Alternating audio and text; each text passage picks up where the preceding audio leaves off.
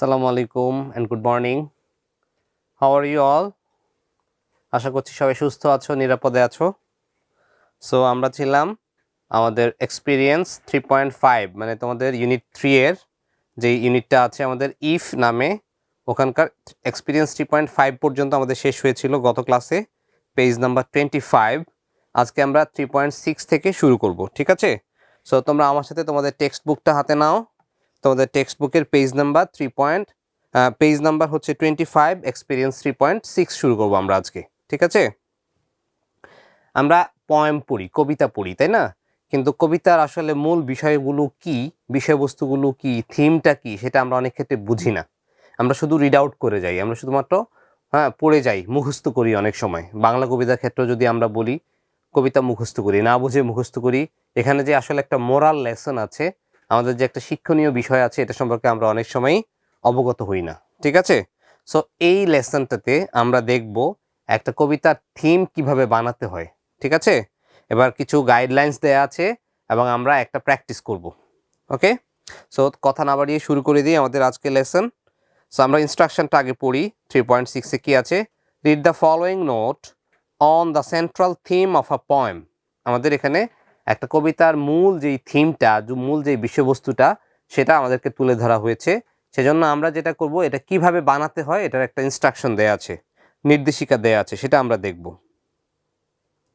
Then in groups write the central theme of the poem if, then share it with the whole class. তাহলে প্রথমত বলেছে আমাদেরকে গ্রুপে গ্রুপে ভাগ হয়ে আমাদের ইনস্ট্রাকশনগুলো ফলো করে কি করব, আমরা সেন্ট্রাল থিমটা লিখব ইফ পয়েমের, ঠিক আছে? সো আমরা ইনস্ট্রাকশনগুলো একটু দেখি। নোটটাতে কি দেয়া আছে? The central theme of the poem is the message or big idea or moral that the poet wants to tell the readers through his or her poem. So আমরা জানি কি, পয়েট আর পয়েটেস, পয়েট হচ্ছেন কবি আর পয়েটেস হচ্ছেন মহিলা কবি।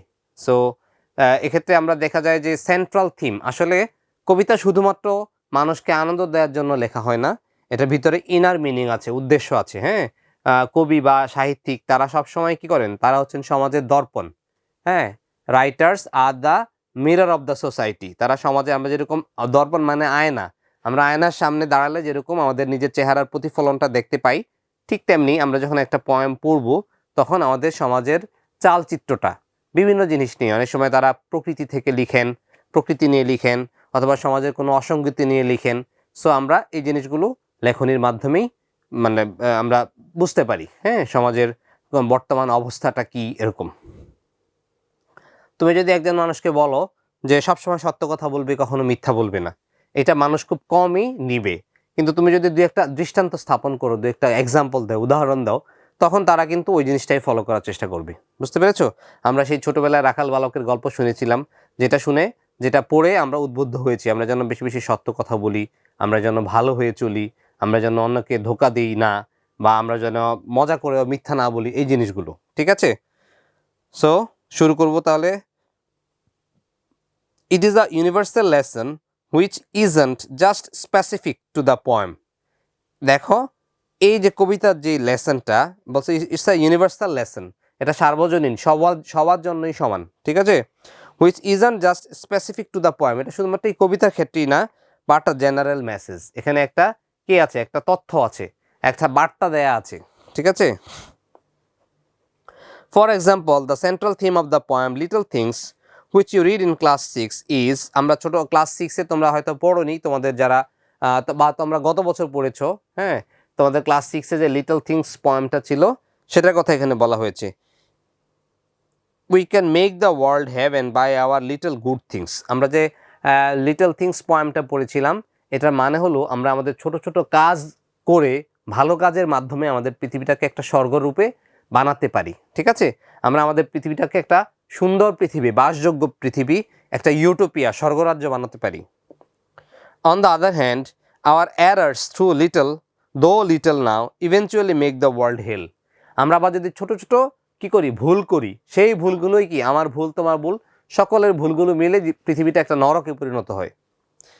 So we should not be part of any bad deeds. তাই আমরা কোনো খারাপ কাজের অংশ হব না, আমরা সবসময় ভালোর সাথে থাকবো, পজিটিভ মেন্টালিটি নিয়ে থাকবো, ভালো কাজের প্র্যাকটিস করব, যাতে করে আমরা আমাদের পৃথিবীটাকে একটা সুন্দর সম্প্রীতির আগামীর সোনার বাংলাদেশ গড়তে পারি। ঠিক আছে, আমাদের আসলে পৃথিবী নিয়ে চিন্তা কম, আমাদের চিন্তা হচ্ছে আমাদের দেশকে নিয়ে আগে। সো আমরা যদি আমাদের দেশটাকে ভালোবাসি, দেশের প্রতি যদি দায়িত্ব কর্তব্য সঠিকভাবে পালন করি, এভাবে যদি অন্য দেশের মানুষরাও করে, তাহলে তো আমাদের পৃথিবীটা একটা স্বর্গরাজ্য হয়ে যাবে, তাই না? So this is the idea. এবার দেখি, এখানে বলেছে in a poem there may be multiple themes. একটা কবিতায় যে একটা থিম থাকবে তা না, অনেকগুলো থিম থাকতে পারে। But if you read carefully you will get an idea repeatedly in the poem. আর তুমি যদি মনোযোগ দিয়ে কবিতাটা পড়ো, তখন তুমি বুঝতে পারবে এটা কি নিয়ে লিখেছেন, বা এখানে লেখকের উদ্দেশ্যটা কি, এই কবিতাটা লিখে লেখক কি বোঝাতে চেয়েছেন বা কবি কি বোঝাতে চেয়েছেন সেটা। That is the central theme of the poem. Now read the following steps to right about the central theme of a poem. তাহলে আমরা একটা কবিতার সেন্ট্রাল থিম কিভাবে বানাবো সেখানে কিছু গাইডলাইন্স দেওয়া আছে, আমরা একটু দেখি কি কি আছে। Number 1, read the poem slowly and attentively, if possible read aloud. বলেছে যে ধীরে কিন্তু কেউ মনোযোগ দিয়ে পড়তে হবে। আমরা যখন পড়বো খুব মনোযোগ দিয়ে আস্তে আস্তে পড়বো। বাট কি বলছে, read loud, if possible read aloud, মানে জোরে পড়তে বলেছে। আমরা যখন একটা জিনিস পড়বো মনে মনে পড়লে কিন্তু আমাদের মনটা স্থির থাকে না এক জায়গায়। আমি যদি তোমাদের সাথে কথা বলি, যখন আমি জোরে কথা বলি, তার মানে কি আমার প্রেজেন্সটা এখানে আছে, আমার অস্তিত্বটা এখানে আছে, আমি তোমাদের সাথে এক্সচেঞ্জ করতেছি আমার ভিউজগুলো। কিন্তু যখন আমি মনে মনে একটা জিনিস চিন্তা করব, তখন কিন্তু আমি একটা কাজ করতেছি আর একটা জিনিস ভাবতেছি, দুইটার সাথে কিন্তু গ্যাপ রয়ে যাচ্ছে। সেজন্য বলেছে যে ইফ পসিবল রিড অ্যালাউড, জোরে জোরে পড়ার কথা বলেছে। Identify the characters, plots, images etcetera in the poem. আচ্ছা, আমরা যেন কবির কথা দিয়ে বা কবির যে বক্তব্যগুলো আছে, কবিতার যে লাইনগুলো আছে, সেগুলোর মাঝে নিজেরা যেন ভিজুয়ালাইজ করতে পারি, কল্পনা করতে পারি। কবি হয়তো প্রকৃতি নিয়ে লিখেছেন, হ্যাঁ, নেচার নিয়ে লিখেছেন, সবুজ গাছপালা নিয়ে লিখেছেন, আমরা যেন চোখ বন্ধ করলেই চিন্তা করি আমার চোখের সামনেই দৃশ্যটা ভেসে ওঠে। এখানে ক্যারেক্টারগুলো ইম্পর্টেন্ট, কাদের সম্পর্কে বলা হয়েছে, কাদেরকে নিয়ে লেখা হয়েছে কবিতাটা, প্লটটা কি, এটা কোন ঘটনার প্রেক্ষাপটে, স্থানটা কোথায়, হ্যাঁ, প্লট। তারপরে ইমেজেস, এখানে কি কি মানে প্রতিফলন হয়, কি কি ছবির প্রতিফলন বা কি কি চারপাশটা কেমন, সামগ্রিক দিকটা কেমন, সেটা সেটিংটা কেমন ইন দ্য পোয়েম। নাম্বার 3তে দেখো, once you have understood the poem put it in your own words. তুমি যখন বুঝবে তখন তুমি তোমার নিজের ভাষায় লিখবে। এমন না যে তোমাকে কবিতা থেকেই লাইন নিয়ে লিখতে হবে, তুমি সবসময় নিজের ভাষায় লিখবে। To get the central theme of the poem ask yourself the following questions. তুমি যদি সেন্ট্রাল থিম সম্পর্কে জানতে চাও, তাহলে নিজেকে কিছু বিষয়ে প্রশ্ন করো। কীরকম প্রশ্ন আমরা দেখি। বলেছে যে what are the repeated words, phrases or actions in the poem. হ্যাঁ, এটাকে বলে রুল অফ 3, সাহিত্যের ভাষায় বলে রুল অফ 3। মানে ধরো কোনো জিনিস দেখবা যে তোমার রিপিটেডলি আসতেছে, কি আসতেছে, রিপিটেডলি আসতেছে, ঠিক আছে। সো এটাকে বলে রিপিটেশন। আমি একটু ভুল করেছিলাম, এটা হচ্ছে রিপিটেশন। দেখবা যে একটা কথা বারবার আসতেছে। আমরা যদি পোয়েমটাতে একটু যাই, ফ্ল্যাশব্যাক করি, হ্যাঁ, আমরা একটু পোয়েমটা দেখি। এখানে দেখি যে এমন কোনো শব্দ আছে যেটা বারবার আসতেছে। এই যে দেখো, if you can make one heap of all your winnings and risk it on one turn. এই যে দেখো, ওয়ান কথাটা কিন্তু আসতেছে, হ্যাঁ, one turn of pitch and toss and lose and start again at your beginnings and never. And কথাটা আসতেছে, one কথাটা আসতেছে, তার মানে কি রিপিটেড হচ্ছে এগুলো, হ্যাঁ। তাহলে বলছে what are the repeated words, phrases or actions in the poem. কোন কোন শব্দগুলো রিপিট হয়েছে, কোন কোন অ্যাকশনগুলো রিপিট হয়েছে, অথবা ফ্রেজটা রিপিট হয়েছে। What is the poet's big idea about life of the world. আর কবির জীবন সম্পর্কে কি মানে কি মনোভাব, তিনি জীবনটাকে, তিনি লাইফটাকে কিভাবে দেখেন, কবির চোখে জীবনটা কেমন। What you have learn from the poem, আর তুমি এই কবিতা পড়ে কি শিখেছো। And what does it mean to you, আর তোমার বক্তব্য, এটা হচ্ছে তোমার বক্তব্য, তুমি তোমার নিজের ভাষায় লিখবে। কবিতা পড়ে তুমি যা বুঝতে পারলে সেটাকে তুমি তোমার নিজের ভাষায় লিখবে। Now try to identify the central theme of the poem. Remember that the theme will be universal and you can write it in 1, 2 or 3 sentences. তুমি এই থিমটা হবে ইউনিভার্সাল, এটা সার্বজনীন, সবার জন্য প্রযোজ্য, ঠিক আছে, সকলের জন্যই প্রযোজ্য। এবং এটাকে তুমি কয়েক সেন্টেন্সে লিখতে পারো, চাইলে 5-10 লাইনে যেভাবে লিখতে পারো। এখানে 1 to 3 সেন্টেন্সের কথা বলেছে। এবার দেখো, it's time to right about the theme of the poem if. এবার আমরা কবিতাটা থিম নিয়ে লিখব। কি কি চিন্তা করতে হবে আমাদেরকে? Firstly read the poem carefully. তাহলে প্রথমেই তোমরা দলে দলে বিভক্ত হয়ে কি করবে? প্রথমেই তোমরা কবিতাটা পড়ে নিবে। Secondly discuss who tells what to whom in the poem. এবারে দ্বিতীয়ত আমরা দেখব যে এই কবিতায় কে কাকে কি বলেছে। ডিসকাস হু টেলস হোয়াট, কে কি বলেছে, টু হোম কাকে বলেছে, ইন দ্য পোয়েম মানে কে কাকে কি বলেছে সেটা জানতে হবে। You can start in this way, এভাবেও শুরু করতে পারো। In the poem the poet tells, তাহলে আমরা যখন লিখব তখন আমরা ফার্স্ট প্যারাগ্রাফটা এভাবে লিখব, in the poem the poet tells, কবিতায় কবি বলেছেন, ঠিক আছে, in the poem the poet tells. এবার দেখো থার্ড যে ইনস্ট্রাকশন সেটা কি? Find out the important words and ideas of the poem. Like some of the important words of the poem are loss, lose. তার মানে পরবর্তীতে আমাদের যে সেকেন্ড টার্মটা, থার্ড যে ইনস্ট্রাকশনটা সেটা হচ্ছে কি, আমরা যখন পোয়েমটা লিখব তখন এখান থেকে থিমটা যখন লিখব তখন কবিতার মানে ইম্পর্টেন্ট ওয়ার্ডসগুলো, ফ্রেজগুলো আলাদা করতে হবে, ঠিক আছে। এবার আমরা নেক্সটটাতে যাই। ফাইন্ড আউট দ্য, এটা হচ্ছে কি, find out the important words or ideas of the poem, এটা আমরা করেছি। নেক্সটটাতে যাচ্ছি। Now write the poem in your own words. For example you can start কিভাবে, in the poem the poet tells the readers that, এভাবে তুমি শুরু করতে পারো। তার মানে আমাদের চতুর্থ ইনস্ট্রাকশনটা হচ্ছে আমরা কি করব, আমরা যখন লিখব তখন আমরা যেন আমাদের নিজের ভাষায় লিখি। Finally write what you have learned from the poem. You can begin with I have learned that. তার মানে সবশেষে তুমি লিখতে পারো যে আমি এই কবিতা থেকে এটা এটা শিখলাম, এভাবে। Before sharing it with the whole class, check that the central theme of the poem is the general truth of our lives. যখন তুমি তোমার বন্ধুদের সাথে শেয়ার করবে ক্লাসে, তার আগে তুমি কনফার্ম হয়ে নাও যে এই পোয়েমটা জেনারেল ট্রুথটা আমাদের লাইফের সাথে related. Now share it with the whole class and then answer other groups questions if they have any. এবার তুমি তোমার এই কবিতার থিমটা, এই পোয়েমের থিমটা সবার সাথে ক্লাসে শেয়ার করো এবং অন্যদেরটা শুনো, ঠিক আছে। অন্যরা কি প্রশ্ন করে সেই প্রশ্নের উত্তর দেওয়ার চেষ্টা করো, ওকে। সো আমরা শুরু করছি central theme of the poem if. এটা হচ্ছে তোমাদের জন্য প্রিপেয়ার করেছি, তোমরা একটু দেখতে পারো। এই যে আমরা ফার্স্ট ইনস্ট্রাকশন ছিল আমরা এইভাবে লিখব, in the poem the poet tells. তাহলে এই ফার্স্ট ইনস্ট্রাকশন ছিল in the poem the poet tells. এবার এখান থেকে অ্যাড করতে পারো, in the poem the poet tells us, কবি আমাদেরকে কি বলেছেন, how to live and act with integrity, rightful behaviour and self development, ঠিক আছে। ইন্টিগ্রিটি মানে হচ্ছে সৎ সাহস, ভালো কাজ করার সাহস, ঠিক আছে। So in the poem the poet tells us, কবি এই কবিতায় আমাদেরকে বলেছেন how to live and act, আমরা কিভাবে বেঁচে থাকবো, আমরা কিভাবে জীবন ধারণ করব এবং কাজ করব, উইথ ইন্টিগ্রিটি সৎ সাহসের সাথে, রাইটফুল বিহেভিয়ার ভালো ব্যবহার নিয়ে, অ্যান্ড সেলফ ডেভেলপমেন্ট ভালোর তো কোনো শেষ নেই, আমরা কিভাবে আরও নিজেদেরকে ডেভেলপ করতে পারি।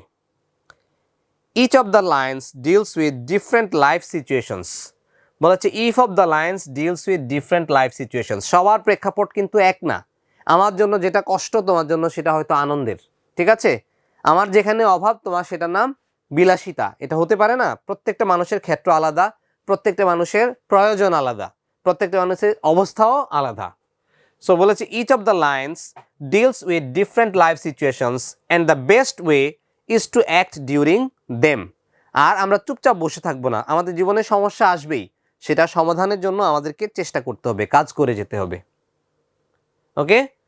সাম of the important words of the poem, পরেরটা যেটা ছিল ইনস্ট্রাকশন, এই যে some of the important words of the poem আর, এই some of the important words of the poem আর, যেমন লস বলেছে, লুজ বলেছে, এছাড়া আরও কী কী শব্দ ছিল ইম্পর্টেন্ট ওয়ার্ডের মধ্যে, যেমন হিপ হতে পারে, আবার ফ্রেজের কথাও বলেছে, তাই না। Pitch and toss, pitch and toss একটা ফ্রেজ, ব্রিথ আ ওয়ার্ড একটা ফ্রেজ, ফ্রেজ মানে হচ্ছে গ্রুপ অফ ওয়ার্ডস যেখানে কোনো কি নাই, ভার্ব নাই। So pitch and toss, breath a word, sinew and hold on etcetera. So এগুলো হচ্ছে ফ্রেজ, এগুলো হচ্ছে ওয়ার্ড। তার মানে some of the important words আমরা পেলাম। Some of the important words of the poem are loss, lose, heap, pitch and toss, breath a word, sinew and hold on etcetera, okay. এবার দেখো তারপর কি বলেছে, আমাদের যে পরের ইনস্ট্রাকশনটা ছিল সেটা আমরা কিভাবে লিখব বলেছে in the poem the poet tales the readers that. তাহলে এখানে আগে একটু আমরা দেখি the poem speaks to every reader, এটাই হচ্ছে in the poem the poet tales the readers that. হ্যাঁ, স্পিক্স টু এভরি রিডার, এটা হচ্ছে এই লাইনটা। তোমরা এটার পরিবর্তে এভাবে লিখতে পারো in the poem the poet tales the readers that, or the poem speaks to every reader about what it means to become a complete man। একটা পরিপূর্ণ মানুষ হতে গেলে কি কি লাগে? শুধু মানুষের মতো চেহারা হলেই মানুষ হওয়া যায় না। মানুষ হতে গেলে কি লাগবে? মনুষ্যত্ব লাগবে, বিবেক লাগবে। সব কিছুকে আমরা যদি আবেগ দিয়ে চিন্তা করি, ইমোশন দিয়ে চিন্তা করি, তাহলে কিন্তু আমরা জীবনে সফল হতে পারবো না। আমাদেরকে অনেক সময় অনেক কঠিন সিদ্ধান্ত নিতে হবে জীবনের প্রয়োজনে, ঠিক আছে? So the poem speaks to every reader about what it means to become a complete man and how he operates through the thick and thins of life। এই thick and thins মানে জীবনের উত্থান পতন। হ্যাঁ, উত্থান পতন। যেমন তুমি যদি ভালো কিছু তোমার লাইফে আসতে পারে, খারাপ সময়ও আসতে পারে। সো ভালো সময় খারাপ সময় তুমি কিভাবে হ্যান্ডেল করো সেটা। However, after reading the poem, যা হোক কবিতাটা পড়ে I have learned that, এই যে what you have learned, তাহলে I have learned that, এই যে এই পার্টটা I have learned that, কি শিখেছি? The challenges and conditions that we have to face and overcome so as to succeed in life and leave a mark। ঠিক আছে, বলেছে however after reading the poem, এই কবিতাটা পড়ে I have learned that, আমি শিখলাম, কি শিখলাম? The challenges and conditions that we have to face, আমাদের জীবনে যেই চ্যালেঞ্জগুলো অথবা যেই অবস্থাগুলো আমাদের জীবনে আসবে, we have to face, আমরা যেটা মুখোমুখি হব, and overcome, আমাদেরকে সেটাকে সফলতার সাথে উতরে যেতে হবে, so as to succeed in life, আর এতে করেই আমাদের জীবনের সফলতা নির্ভর করে, and leave a mark, এবং আমাদের জীবনে এটার একটা কি থাকে? একটা চিহ্ন থেকে যায়। ঠিক আছে, তার মানে তুমি ভালো একটা এক্সপিরিয়েন্সও তোমার জীবনে চিহ্ন রেখে যাবে, তোমার স্মৃতি হয়ে থাকবে, আবার একটা বিটার এক্সপিরিয়েন্সও তোমার লাইফে স্মৃতি হয়ে থাকবে। ঠিক আছে, সো এই হচ্ছে আমাদের সেন্ট্রাল থিম। আমি চেষ্টা করেছি তোমাদেরকে গাইড করতে, তোমরা নিজের ভাষায় আর বন্ধুদের মিলে চেষ্টা করো। ঠিক আছে, এবার আমরা একটু আজকের নীতিবিধান নিয়ে কথা বলতে চাই। আমাদের আজকের টপিক হচ্ছে অধিকার। আমি আগেই বলে রাখি, অধিকার মানে হচ্ছে ধরো তোমার গান শুনতে ইচ্ছা করছে, তোমার এটা শোনার অধিকার আছে, কিন্তু অধিকার মানে হচ্ছে তুমি তোমার সুযোগটা ভোগ করবা কিন্তু অন্যের ক্ষতি না করে, এটার নামই হচ্ছে অধিকার। বুঝতে পেরেছো? ধরো তোমার একটা জিনিস করতে ভালো লাগছে, তুমি করলা, কিন্তু এতে করে যেন অন্যের ক্ষতি না হয়। আবার তুমি যেন রাষ্ট্রের প্রতি যেরকম অধিকার আছে, রাষ্ট্রের প্রতি সেরকম কর্তব্য আছে। ঠিক তেমনি তুমি তোমার বাবা মায়ের সন্তান, বাবা মায়ের থেকে তুমি অনেক কিছু পাবে, তাদের আদর ভালোবাসা পাবে, তাদের গাইডেন্স পাবে, তারা তোমাদেরকে মানুষের মতো মানুষ করবে। ঠিক তেমনি বাবা মায়ের প্রতি কর্তব্যও আছে, তাদেরকে মানুষ মানে সাইকোলজিক্যাল সাপোর্টটা সবার আগে দিতে হবে, তাদের কথা শোনা, তাদের সাথে সদ্ব্যবহার করা, ঠিক আছে, তাদের খেয়াল রাখা, তারা যখন বৃদ্ধ বয়সে উপনীত হবে তাদেরকে সেবা যত্ন করা, এগুলো সবই আমাদের কর্তব্যের মধ্যে পড়ে। তার মানে অধিকারটা যখন আমরা পালন করব, অধিকারের কথা যখনই আমরা আনবো, তখনই আমাদেরকে কর্তব্য সম্পর্কে সচেতন হতে হবে। ঠিক আছে, সো আমি আশা করি তোমরা অধিকার যেমন ভোগ করবে, ঠিক তেমনি কর্তব্যের প্রতিও আরও বেশি দায়িত্ববান হবে। ঠিক আছে, এই সুন্দর শুভকামনা ব্যক্ত রেখে আজকে ক্লাস শেষ করছি। আল্লাহ হাফেজ।